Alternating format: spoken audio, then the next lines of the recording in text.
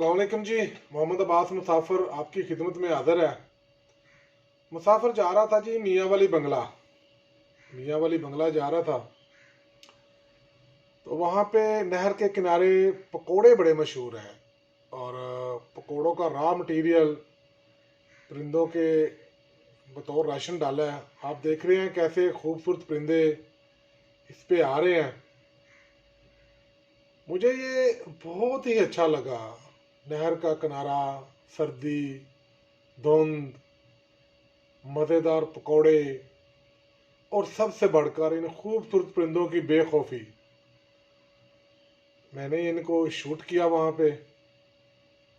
और ख़ासकर उन लोगों के लिए शूट किया है जो परिंदों से मोहब्बत करते हैं, परिंदों से प्यार करते हैं। ये वीडियो सिर्फ उन लोगों के लिए है। इसके अलावा मेरे बहुत सारे दोस्त हैं, अहबाब हैं, जो मुझे कहते हैं जी आप पंजाबी में बात किया करें। देखो जी, पंजाबी साड़ी माँ बोली है ਤੇ हर माँ बोली साढ़े वास्ते काबिल एहतराम है।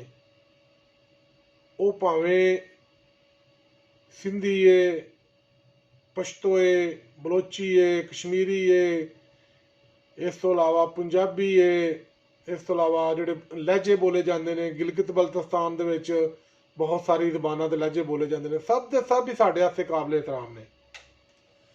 मैं अक्सर लोगों को सुनिया जी फलानी जबान बड़ी बदतमीज है, फलानी जबान बड़ी अखड़ है, फलानी जबान बड़ी इंज है।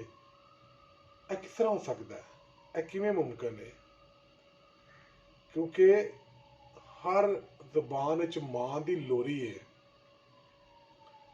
तुसीं मैनूं एक दसो कि मां की लोरी हुंदी मिठी, सुकून देने वाली, मज़ा देने वाली, रिलैक्स करने वाली बंदे नूं। मां की लोरी ना तो अखड़ हुंदी है ना बदतमीज हुंदी है।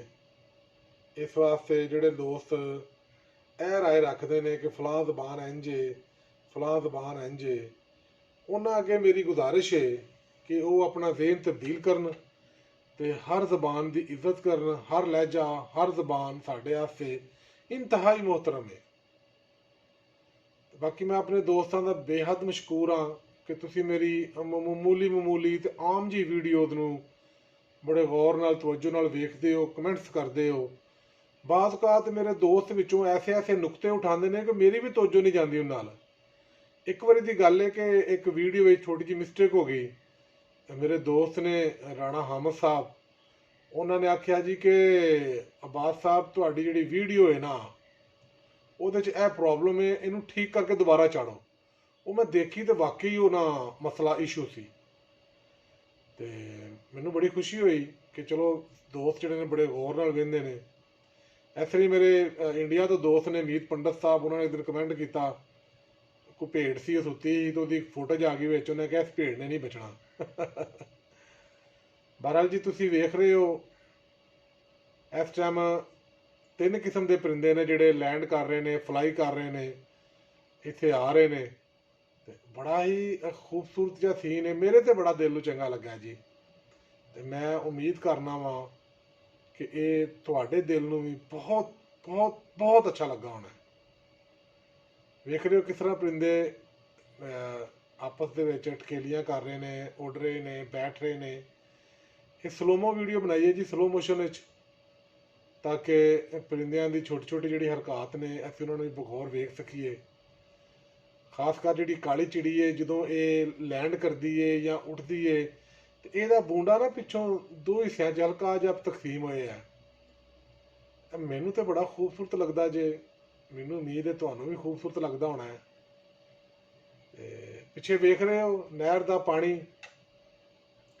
मियाँ वाली बंगले की नहर, पिछे पोले, बड़ा ही पुरसकून जिहा, बड़ा ही प्यारा जिहा माहौल इत्थे। मैनू तो बड़ा पसंद आया जी। मैं तो नीयत की है कि जो भी हुण मियाँ वाली बंगले जावां या मियाँ वाली बंगले तो गुजरां तो कोशिश करा नहर के किनारे थोड़ी देर बवां तो कोई तलब होवे तो एक अद्धा पकौड़ा भी लाजमी चखां। वो दोस्त जो कहते थे जी पंजाबी में बात करें, मैंने उनकी ख्वाहिश भी पूरी की है। इसके अलावा मैंने दोस्तों के कहने पे अपनी प्ले लिस्ट बनाई है। दोस्तों ने कहा था जी आप प्लेलिस्ट बनाएं जो हम देखना चाहें ताकि हम आसानी से देख सकें। प्लेलिस्ट में काफ़ी चीज़ें हैं। बुनियादी तौर पे तो आपको पता है, आप जानते हैं मैं टूरिस्ट हूँ, सियाहत से वाबस्ता हूँ, घूमना फिरना मेरा शौक़ है। तो जहाँ जाता हूँ, जो चीज़ें देखता हूँ, मेरी कोशिश होती है वो मैं आपको भी दिखाऊं, क्योंकि बात बात ऐसा होता है कि हर बंदे के पास वक्त नहीं होता कि वो वहाँ जा सके या वो चीज़ें देख सके। अपनी मसरूफियत की वजह से या अपने ऐसे इलाकों में जो लोग रह रहे हैं वो यहाँ नहीं आ सकते किसी वजह से, या बैरून मुमालिक हैं। तो इसलिए मैं वीडियोस बनाता हूँ, अपलोड करता हूँ। आप लोगों का बहुत शुक्रिया। और मैंने एक चीज़ नोट की है, तारीखी मकामात पे मैंने बहुत सारी वीडियोस बनाई हैं, बड़ी मेहनत की है, लेकिन रिस्पॉन्स नॉर्मल सा है। और ख़ासकर जो देहात है या देहाती पस मंज़र है या देही इलाके की वीडियोस हैं या देही इलाकों पर मुश्तमिल जितनी भी वीडियोस हैं, दोस्त बहुत पसंद करते हैं। ख़ासकर जो यूरोप में है, अमेरिका में है, कनाडा में है, यानी कि मगरबी ममालिक में है, जो बैरून ममालिक हैं, वो बहुत पसंद करते हैं। खलीज ममालिक, सऊदी अरेबिया, दुबई वगैरह से भी कॉल्स आती हैं, मैसेजेस आते हैं जी बड़ा मज़ा आया जी। खासकर जो गांव की वीडियोस हैं, कुछ लोगों के तो इतने जज्बाती मैसेज आते हैं कि क्या बताएं जी आपको, बहुत ही ज़्यादा जज्बाती मैसेजेस आते हैं उनके, और वो बताते हैं जी कि हमें बहुत अच्छा लगता है, पसंद आता है। तो आप सब दोस्तों का बहुत शुक्रिया जी। अल्लाह ताला आपको शाद रखे, आबाद रखे। आप मुझे सपोर्ट करते हैं, मेरी वीडियोस देखते हैं, ये आपका बड़ापन है। तो ऐसे ही मुझे सपोर्ट करते रहें, क्योंकि अभी तो मैं खुद नया नया हूँ, मुझे ज़्यादा पता नहीं है, ना ही मेरे पास जदीद सामान है। लेकिन इसके बावजूद आप मोहब्बत करते हैं, आपका बहुत शुक्रिया। शाद रहें जी, आबाद रहें। खुदा हाफ़िज़।